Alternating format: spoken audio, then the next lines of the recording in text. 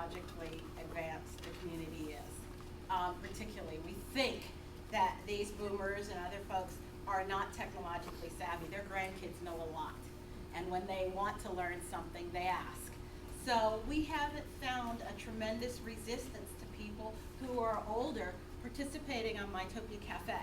But what we will do, and I bend over backwards, if somebody says, I don't know how to use email, or I really want to get this story in, I say fax it to me, mail it to me, we'll type it in and put it in for you.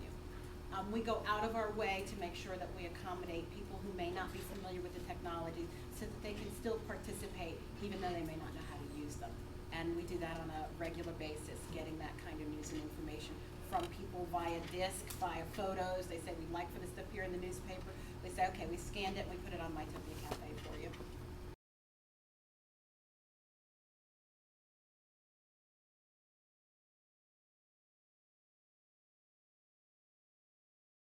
There are some mechanisms built into the site to use the technology efficiently so that people can let us know if they see something that's inappropriate or incorrect. They can respond by the comments, and we make sure that they can call us and find somebody 24/7 to be able to answer their queries about things like that. We have not found in a year of operation that we've had people put up incorrect information. It's really a waste of their time. And people don't have a lot of time, and so they either put something accurate up or they don't put anything up at all. So we haven't really found that to be an issue.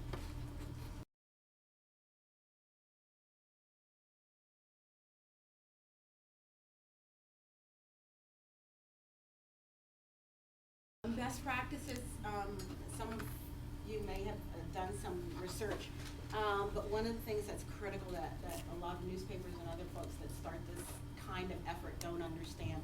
This is a high-tech, high-touch effort. You have to be in the streets, talking to people, meeting with groups.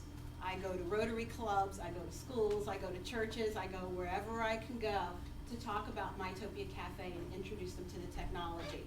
It is a very high-touch type of effort because it isn't just about the technology. It's not about the whiz-bang things that you can do with the technology. It's using the technology appropriately to get across a content message or to engage people in action around things that are important.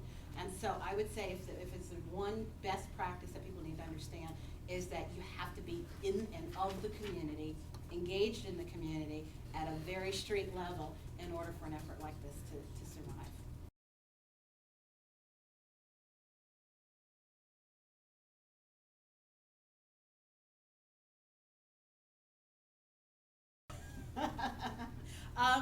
An interesting conversation. What I see are 20 years, gosh. What I see are lots of different players in the media space as we've seen them growing up and evolving. We'll have the bloggers. We'll have the people that are very sophisticated with the content management systems and tools, creating their own spaces. We already see, if you're not familiar, entities like AmericanTowns.com who are building platforms and then recruiting people from the communities to provide content on their platforms. Same thing happening all over the country with different people competing with kind of technology and platforms first, and then recruiting the talent and the tool and the people to come in to feed the content for those sites at a local level, because they do understand in order to serve that local community, you need to be in and of that community. So I see a lot of different players providing information, and I think the challenge for media organizations as well as journalism schools and journalism schools to the larger student population at large is a real emphasis on media literacy and having people understand valid sources and understanding how to search out information, because that sense-making function that used to reside at the media organization is now distributed, and you as the reader have to be able to understand and find information in different places to make sense and truth out of it yourself.